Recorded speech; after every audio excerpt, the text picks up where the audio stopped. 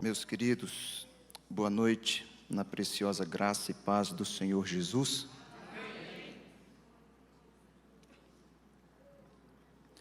O Senhor é bom e a sua misericórdia, ela se estende de geração em geração. Atos dos Apóstolos, capítulo 8, versículos 1 ao 5.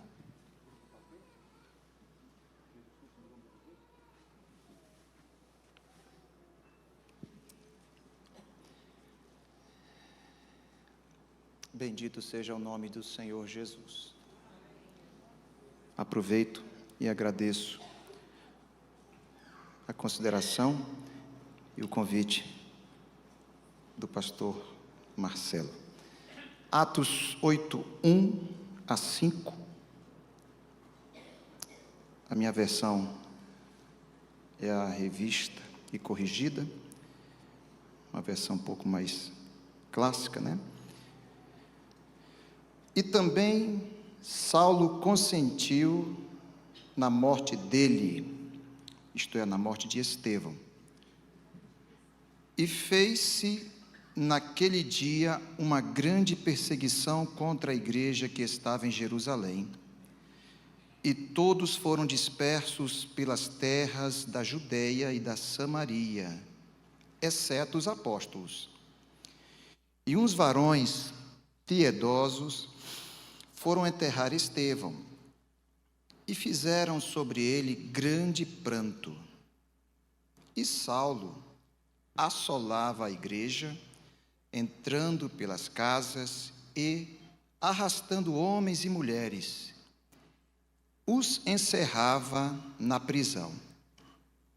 Mas, entretanto, porém, os que andavam dispersos iam por toda parte, anunciando a palavra.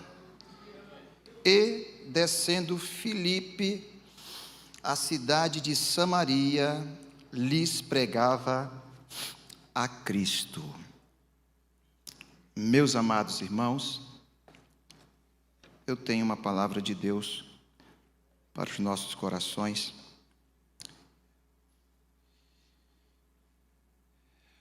Mas antes, entendamos o contexto das missões, principalmente nos primórdios da igreja, no tempo da igreja primitiva.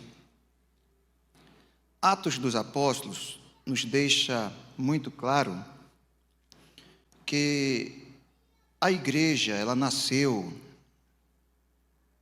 em tempos de muita oposição, de muita batalha, de muita peleja. A igreja, nos primórdios, ela não tinha a liberdade que, por exemplo, nós temos hoje no Brasil. E em se tratando do Brasil, se nós vasculharmos a história,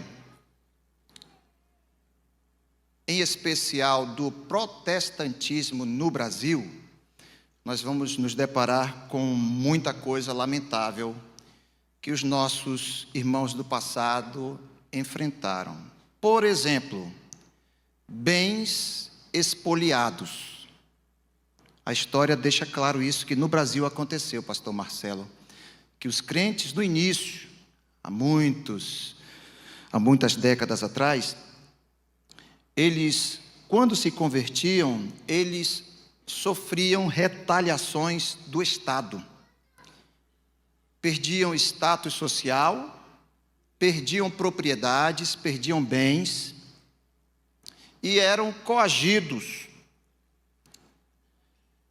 tanto pelo Estado quanto pela religião oficial da época, a pararem com essa coisa de igreja protestante, de evangelização, enfim. Isso aconteceu no Brasil. E lá nos dias da igreja primitiva, as coisas, elas tinham uma proporção tanto mais perigosas. haviam mortes, por exemplo, de crentes, assim como em algumas partes do mundo ainda acontece. Mas era muito comum no início da igreja haver perseguição, inclusive culminando em morte. Por exemplo, o contexto dos versículos que nós lemos fala da morte de Estevão, que foi morto a pedradas, por apedrejamento, pelo simples fato de ser uma testemunha de Jesus. Ao longo de Atos também encontramos outros episódios, por exemplo, o da morte de Tiago, que foi decapitado, teve sua cabeça cortada, também por ser uma testemunha de Jesus Cristo. Esses são os casos assim que a Bíblia cita dando nomes, mas existem vários outros ao longo da história da igreja. Então, dias difíceis, dias de grande oposição, de grande perseguição, foram os dias que marcaram a igreja do Senhor.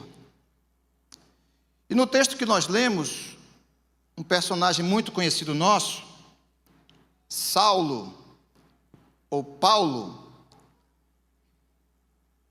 ele era assim um dos linha de frente, no intento de acabar com a igreja, no intento de dizimar os crentes e acabar com esta questão de Jesus Cristo como sendo o Filho de Deus, como sendo o enviado de Deus para salvar a humanidade. Saulo, ele suspirava e respirava violência contra a igreja do Senhor Jesus. Era um perseguidor ferrenho, implacável, e que não mediu esforço. Por exemplo, no versículo 3 diz que ele assolava a igreja. Essa palavra, essa expressão assolar é uma coisa muito forte. Ele entrava nas casas e levava todo mundo,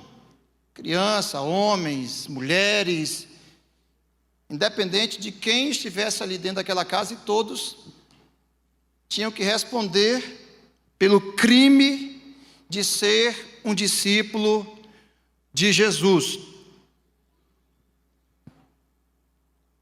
E eu me pergunto, será que nós no Brasil estamos preparados para encararmos uma situação dessa? Há um segredo para nós vencermos toda e qualquer batalha que sobrevém à igreja. E o pastor Marcelo compartilhou conosco de uma forma brilhante nesta manhã, lá em Jaguariúna. Não tem outro meio, amados, senão cheios do Espírito. Não tem. Para que nossas famílias subsistam nesses dias maus, para que nós mesmos não venhamos a vacilar na fé, para que a igreja permaneça firme e atuante, só um jeito: cheios do Espírito Santo. Não tem outra receita. E para isso nós precisamos orar, nós precisamos nos quebrantar diante de Deus. Para isto nós precisamos nos arrepender de nossos maus caminhos, de nossos desvios. Para isto nós precisamos de todo o coração nos voltarmos para Deus, de tal modo que o Senhor dos céus ouça o nosso clamor e nos encha do seu Espírito.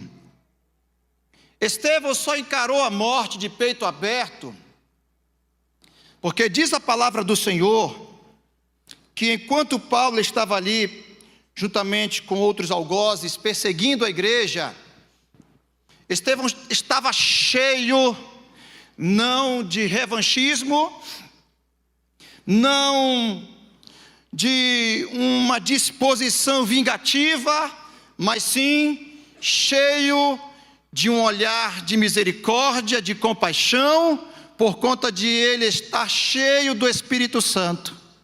Os seus algozes estavam ali, prestes a lhe apedrejar. E a situação piorou por conta de uma visão que Estevão teve.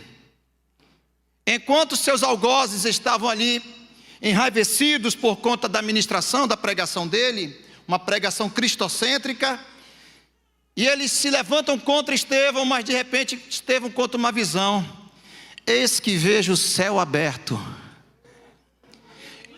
e Jesus Cristo está em pé. Detalhe, à direita de Deus. Esse Jesus que está em pé à direita de Deus é aquele que está pronto para nos receber. É aquele que está atento aos nossos dilemas e dissabores odiernos. E ele deixou muito claro para Estevão: eu estou acompanhando, e eu estou concedendo graça. Está aí o Espírito Santo. E diz a palavra do Senhor que Estevão, cheio do Espírito Santo, quando começa a ser apedrejado, ele olha para os seus algozes, para os seus perseguidores, para aqueles que estavam prestes a lhe matar apedrejado. Ele diz assim: Pai, não lhes imputes este mal, não lhes imputes este pecado. Naturalmente impossível alguém ter um comportamento deste, uma disposição desta, porque a nossa natureza pecaminosa é bateu, levou. Falou o que quis, ouve também o que não quis. Esta é a miserável natureza que nós temos, chamada carne. Todos nós somos assim. Todos nós, uns mais, outros menos. Mas se nós nos vemos ameaçados por alguma situação, se nós nos vemos em vexame, nós somos tentados, naturalmente falando, a nos vingarmos, a nos tornarmos beligerantes.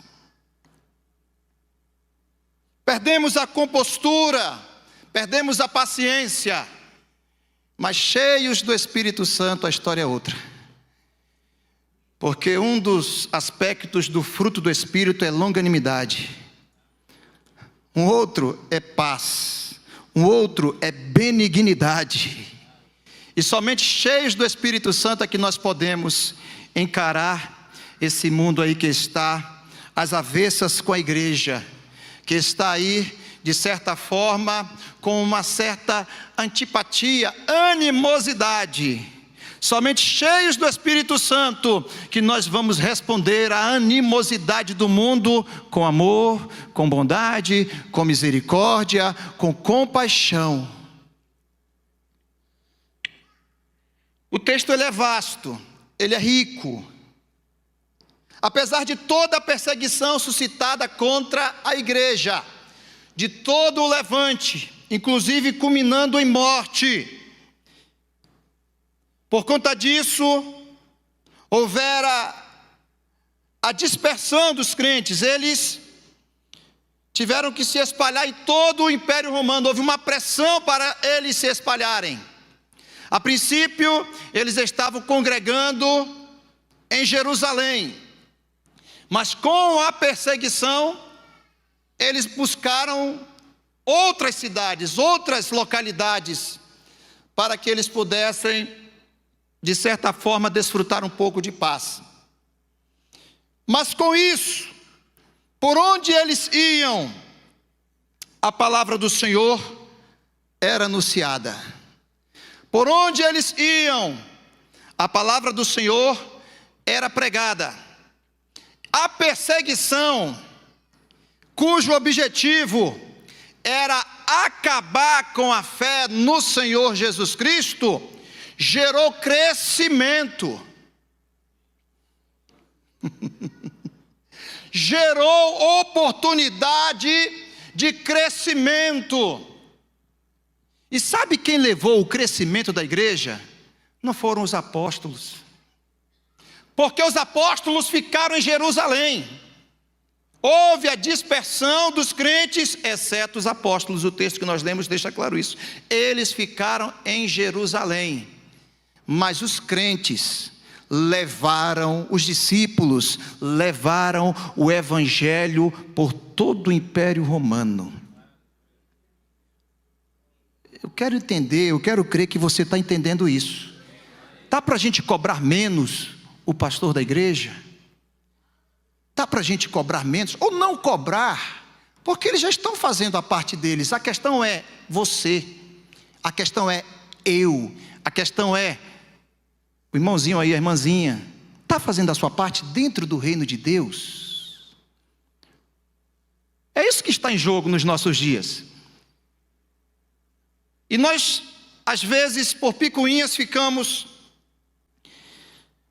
suscitando contendas desnecessárias em nosso contexto, impedindo que outros entrem no reino. Infelizmente vivemos dias que tem um grupo de pessoas que elas não entram e ainda impedem ou tentam impedir aqueles que querem entrar. E arranjam um monte de desculpa para isso. Então a questão não é se o pastor da igreja está fazendo a obra. A questão não é se o corpo de obreiros da igreja está fazendo a obra. A questão é se nós estamos dando trabalho ou se nós estamos trabalhando. Porque é muito fácil lançar responsabilidade sobre os outros, né? É muito fácil. Mas quem está lá na faculdade, quem está lá na escola, quem está dentro do ônibus, no metrô, quem tem uma gama de vizinhos lá na rua de casa, colegas de trabalho, sou eu e você. Somos nós. Foram dispersos. E é interessante que quando termina o culto, há uma dispersão. Aqui nós estamos em Jerusalém, num ajuntamento. Pedacinho do céu. Mas daqui a pouco a gente vai ser disperso. Cada um vai para a sua casa. Cada um vai para o seu espaço geográfico. A questão é, lá no seu espaço geográfico, Jesus está sendo anunciado? Lá dentro do seu quadrado, a palavra está sendo pregada, o evangelho está sendo anunciado? Cristo está sendo evidenciado e anunciado pelo seu estilo de vida?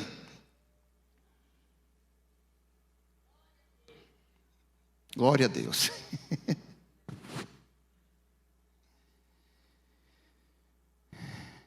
Os que andavam dispersos iam por toda parte, anunciando a palavra. Na linguagem de hoje diz anunciando o evangelho. Mas o que é o evangelho?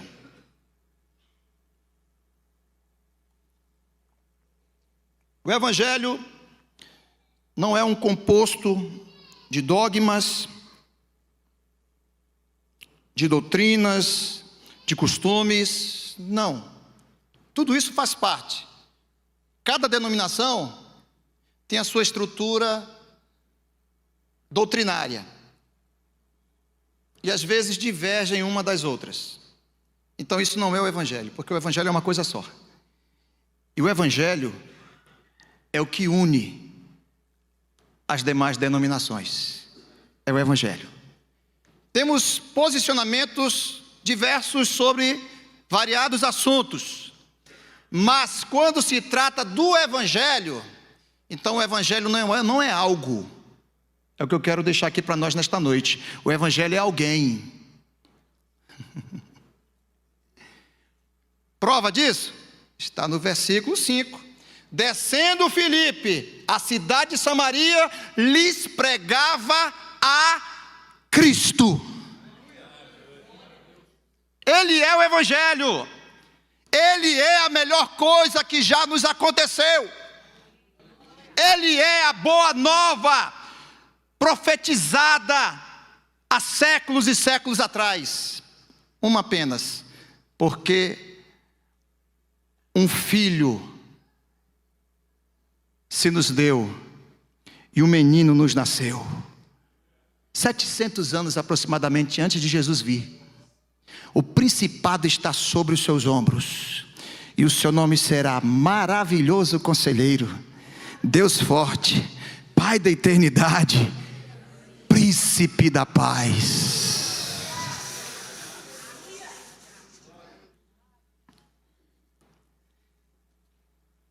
Pregar o Evangelho é anunciar aquele que é a porta de entrada para o reino de Deus,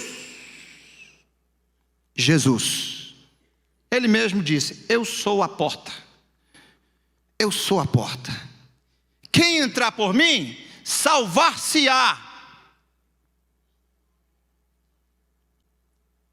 Certa vez, um homem de uma intelectualidade muito grande, uma formação muito grande, chamado príncipe dos fariseus, Nicodemos. Só tinha esse título príncipe uma pessoa de uma cultura, de um conhecimento altíssimo dentro da cultura judaica. Príncipe dos fariseus. E ele, sabendo da perseguição aos discípulos de Jesus, ele foi ter de noite. Foi na calada da noite, escondidinho. Rabi, sabemos que tu és mestre, vindo da parte de Deus. Aí encheu a bola de Jesus. Colocou Jesus lá em cima. E Jesus não está preocupado com isso, amados. Jesus está preocupado com uma coisa muito mais séria, que é a nossa entrada no reino de Deus. Aí ele colocou Jesus lá em cima, e Jesus, papo reto, seco, sem rodeios. Em verdade, te digo, se alguém não nascer de novo, primeiro, não pode ver o reino de Deus.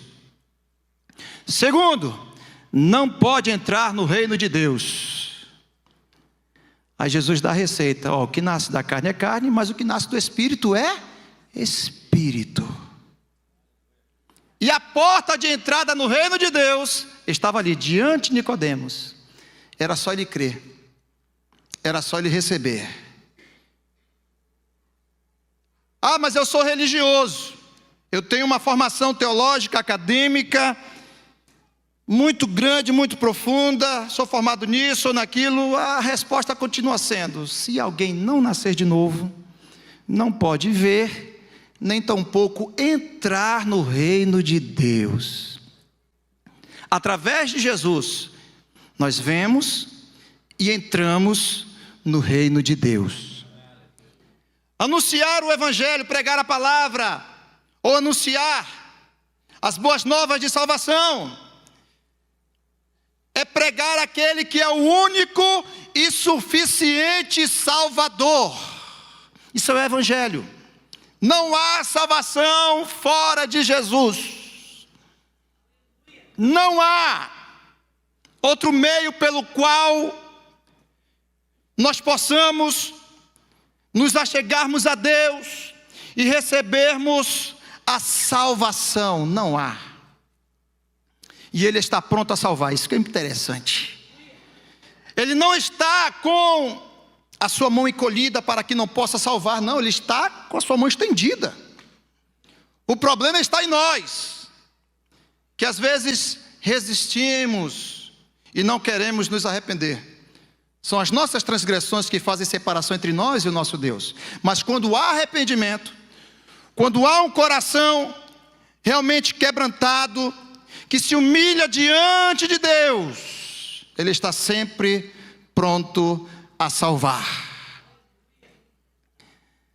O apóstolo Pedro, resumindo aqui o episódio, ele tivera a ousadia de dizer: Jesus, és tu mesmo que estás vindo sobre as águas andando? Jesus disse: sim, Pedro. Por quê?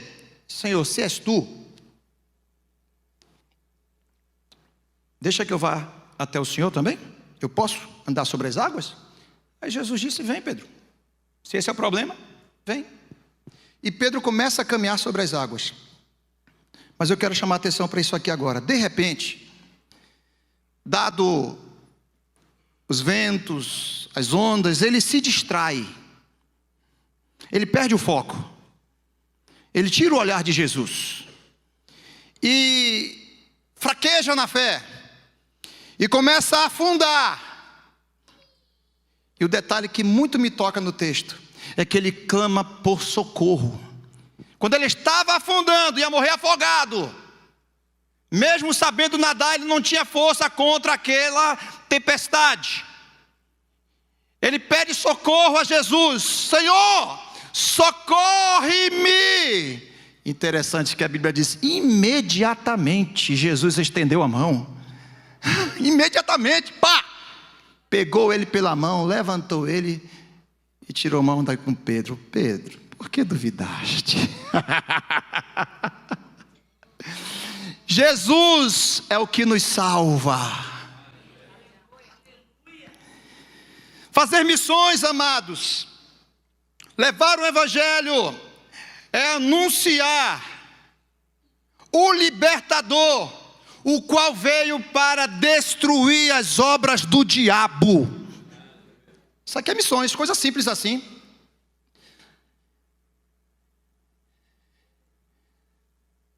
Esse evangelho, em pessoa, ele se dirigiu a uma terra chamada Gadara. E ao chegar lá, ele se deparou com uma pessoa endemoniada, mas ao extremo. Havia alguns milhares de demônios naquela pessoa. Vocês conhecem a história. Estou falando do libertador. Daquele que veio destruir as obras do diabo. E ele disse assim, eis que eu vos dou poder. Alguém pode dizer amém? Ele falou isso para nós. Ele disse assim também, vocês vão fazer as obras que eu faço, só que um detalhe, vocês vão fazê-las maiores, porque eu vou para o Pai, e eu vou rogar ao Pai que Ele vos mande outro Consolador, e quando esse outro Consolador vier, ninguém vai segurar vocês.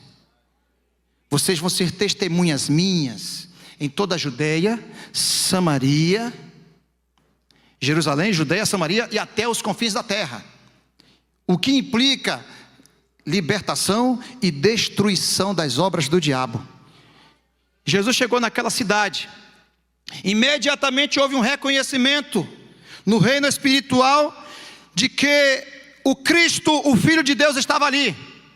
E os demônios naquela pessoa disseram, por que vieste antes do tempo nos perturbar? E Jesus os repreende, liberta aquele homem, faz uma obra linda, e diz assim para ele querendo ir embora com Jesus, né? Olha, não, Deus fez uma grande obra na tua vida, agora vai, volta para os teus, e anuncia o que Deus fez na tua vida, com quão grande misericórdia Ele atuou para contigo. Deus espera que nós, libertos, façamos o mesmo. Nós temos a experiência maravilhosa da libertação. Quem tem além de mim? Jesus continua libertando. Jesus continua expulsando o demônio. Jesus continua tirando toda a opressão e fazendo daquele que antes dava trabalho na sociedade, na família, agora seja uma pessoa da paz, seja uma pessoa do bem, que faz a obra da evangelização. E alguém olha assim, mas você não era viciado em crack, você não era aquele homem adúltero, você não era aquela mulher da esquina assim, assado, você não era aquele jovem rebelde, agora é crente. Isso mesmo, falaste bem, era, agora eu sou uma nova criatura em Cristo Jesus.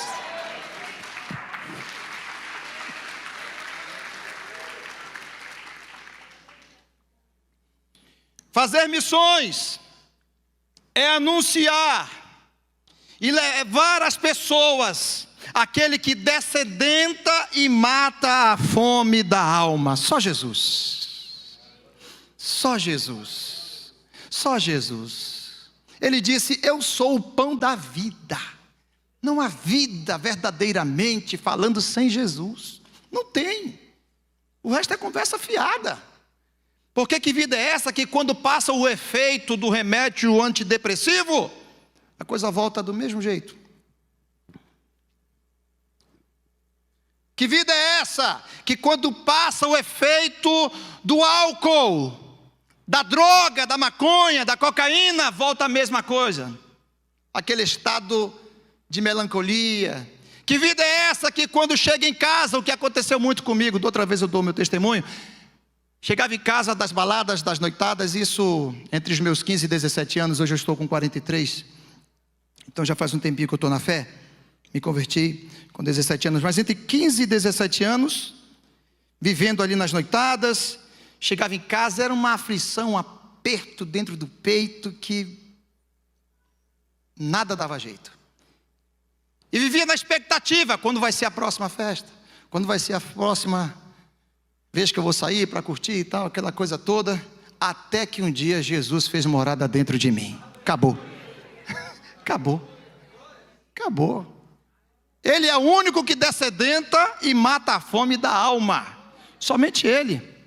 A mulher samaritana estava lá cheia de dilema. Vexame diariamente ela passava. Por isso que ela saía sozinha ao meio-dia para buscar água. Por isso. Já pensou? Por que não sai mais cedo? Ou depois das 16 horas?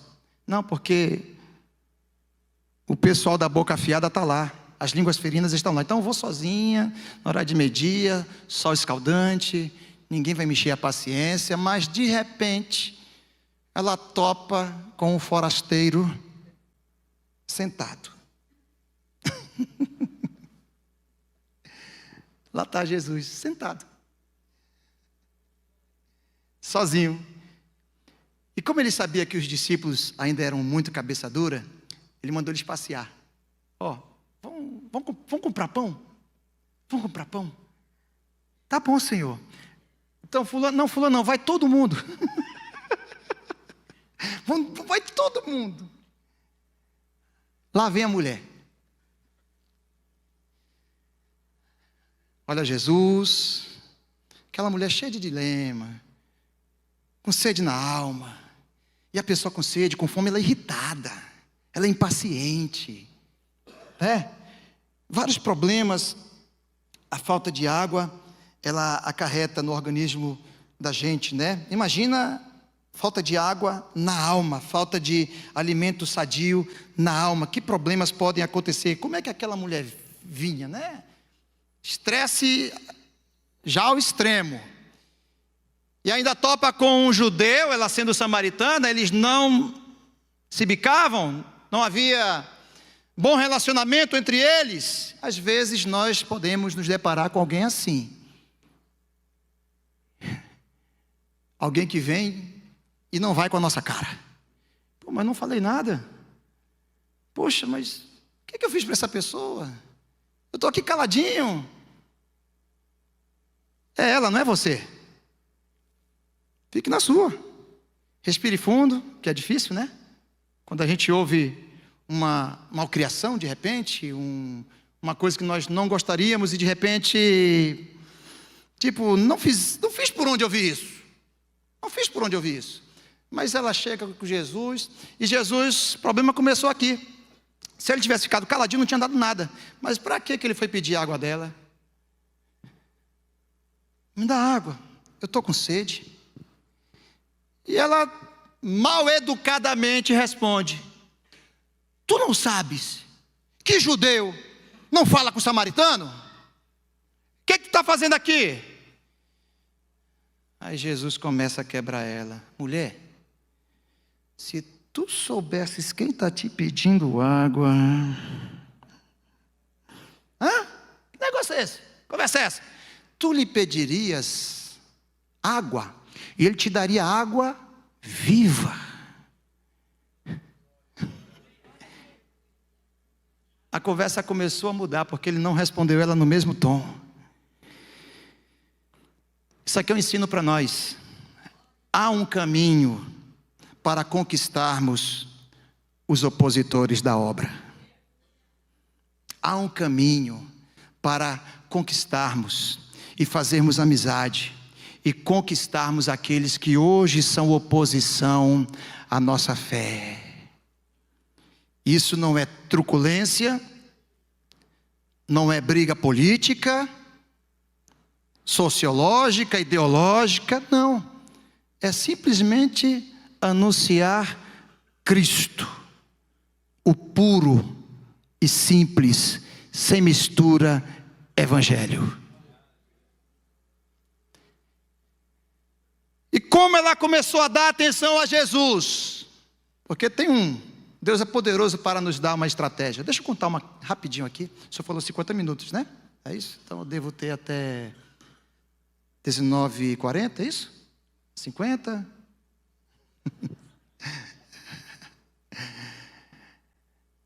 Eu estava uma vez no Shopping Iguatemi. Todo mundo deve conhecer. Vocês são daqui de Campinas, né?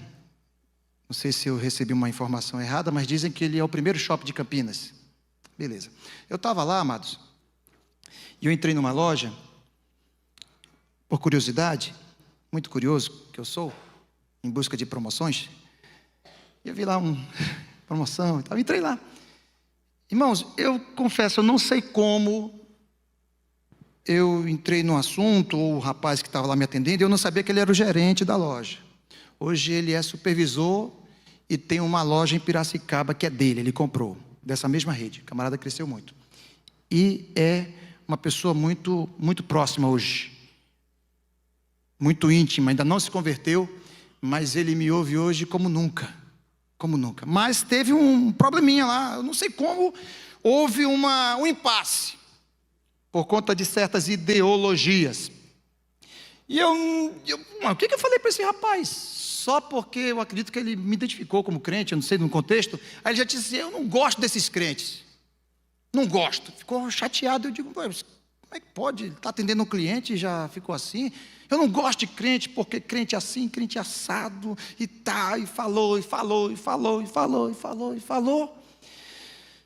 Aí eu, depois que ele falou, vi que ele cansou, eu fiquei na minha, deixei ele falar. Aí eu perguntei dele, meu amigo, você me permite falar? Sim, sim, sim, pode falar. Tá bom, me dá só um tempinho. Eu não sabia o que falar. Eu não sabia o que falar, o assunto estava pesado. Sabe, o assunto que ele levantou ali estava pesado. E eu simplesmente fiquei em espírito, pedindo a Deus, tal como Neemias, em espírito, Senhor, me dá discernimento, me dá direção, o que eu vou falar para esse rapaz? Neemias estava ali diante do rei, e não sabia o que falar para o rei diante de um questionamento que o rei fez, de um posicionamento. Ele ficou orando em espírito, até que Deus deu a direção e ele falou. Então eu fiquei mais ou menos nessa pegada aí, Senhor, me dá uma direção. Aí ele olhava para mim, o rapaz, né, eu dizia, só mais um tempinho. Senhor, tá. Pá, aí eu fiz uma pergunta para ele, uma pergunta, foi o suficiente para quebrar ele. Aí eu digo, fulano, esquece religião, esquece Bíblia, esquece igreja, esquece esses nomes aí que você citou, ele citou até um muito famoso na mídia, muito debatedor, polêmico e tal, muito conhecido. Esquece tudo isso, esquece pastor, esquece. Esqueceu? Beleza. Então, você acredita no que a Bíblia diz? Apesar de eu ter pedido para você esquecer ela? Sim, eu acredito. Acredita mesmo? Tá bom, então só me diz uma coisa. Lá no início, antes de tudo e tal, lá em Gênesis, como é que eram as coisas? O que Deus criou e o que Deus colocou lá em Gênesis? Ele respondeu com a própria boca. Digo, tá bom, então está aí a explicação. Pronto, por que nós estamos debatendo? Está aqui a explicação. Aí eu comecei a entrar mais profundamente no assunto com ele. A conversa terminou assim, Eliseu, volta aqui mais vezes, nem que seja só para a gente conversar, tomar um cafezinho, tomar uma água, você vai sentar aqui, não precisa vir aqui para comprar nada, não precisa vir. E hoje, normalmente, doutor por lá, ele está por lá, ele para, ele diz, ó, atende aqui, eu vou ali, vou sentar aqui com o Eliseu, e a gente começa a conversar. Esses dias eu estava lá em Limeira, ele também estava lá, que ele é supervisor, parou tudo, foi lá, e aí Eliseu, como é que tá, e tal, aquela coisa toda, e a gente está conversando. Mas a princípio houve um choque. Isso pode acontecer com qualquer um de nós. O que fazer, irmão? Eu vou desistir? Eu vou excomungar? Eu vou amaldiçoar? Eu vou fazer que nem aqueles dois, Tiago e o seu irmão João, apelidados de filhos do trovão, que disseram assim para Jesus: Jesus, essa raça ruim aí de samaritano não querem te ouvir, Jesus. O Senhor quer que a gente faça como Elias, que peça fogo do céu, para que eles sejam destruídos? Jesus disse: que conversa é essa? Vocês não sabem ainda ao qual espírito vocês pertencem? Eu não vim destruir ninguém, eu vim salvar. Vamos embora, depois eu volto.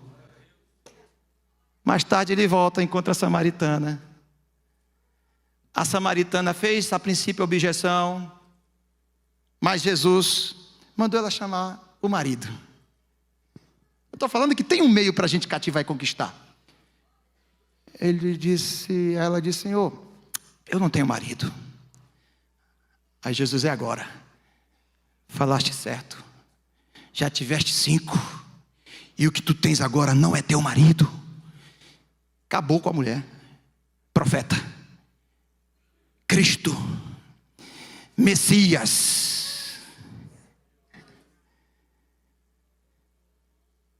Sabe o que ela fez?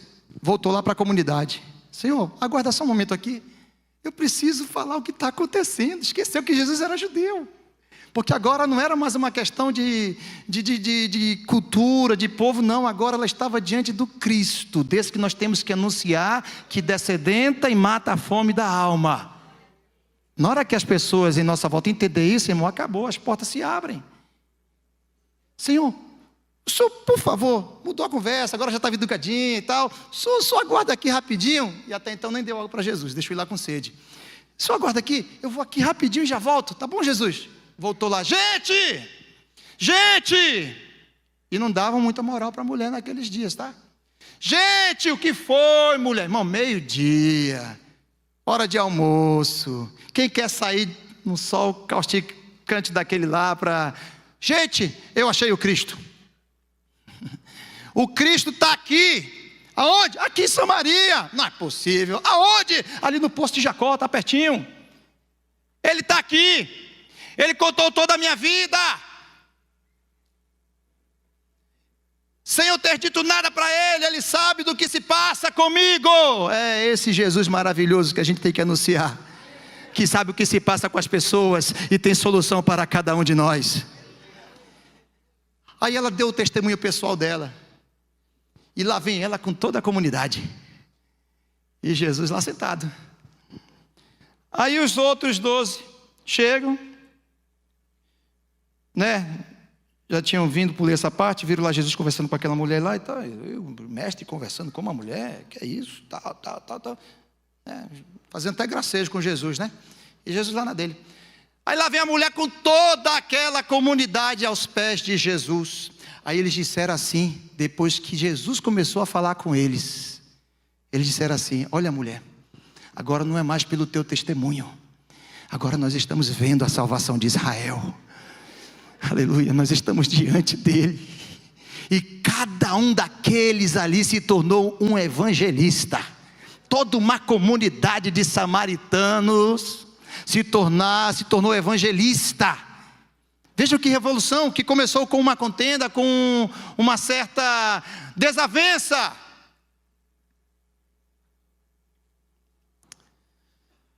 Fazer missões é anunciar aquele que cura e repreende todo o mal. Fazer missões é anunciar aquele que transforma o mais vil pecador. Fazer missões é anunciar aquele que garante vitória para a igreja. Você pode ficar de pé?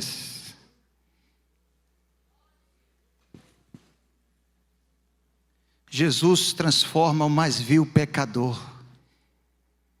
Mais tarde transformou o apóstolo Paulo. Chegou nos nossos dias, transformou a vida do pastor Marcelo. Transformou esse miserável aqui. Não queira saber quem eu era. Tem mais algum outro que era miserável pecador? Tem mais? Mais? Alguém? Baixa a mão, baixa a mão. Alguém que dava trabalho na sociedade aí? Tem? Tem alguém? Alguém? Opa, tem um ali, tem outro ali, 3, 4, olha só. Hoje vocês trabalham para Jesus, não é verdade? E dão trabalho para o reino, dão trabalho para o inferno, para o reino das trevas. Porque Jesus Cristo continua mudando, continua transformando. E é interessante que aquela perseguição levantada contra a igreja gerou crescimento. Por quê, amados? Porque venha o que vier, guarde isso no seu coração e não esqueça. Aconteça o que acontecer, o que vai prevalecer é o que Jesus disse: edificarei a minha igreja. Edificarei a minha igreja. Edificarei a minha igreja. E as portas do inferno não prevalecerão contra ela. A igreja vai continuar avançando, a igreja vai continuar crescendo, a igreja vai continuar progredindo, porque isso aqui não é obra de homem, isso aqui é obra de Deus, e o Espírito Santo está conosco, e esse Espírito não é de timidez, esse Espírito não é de medo, esse Espírito não é de covardia, esse Espírito é de coragem, esse Espírito é de intrepidez, esse Espírito é de ousadia, e Ele está atuando em nossos corações.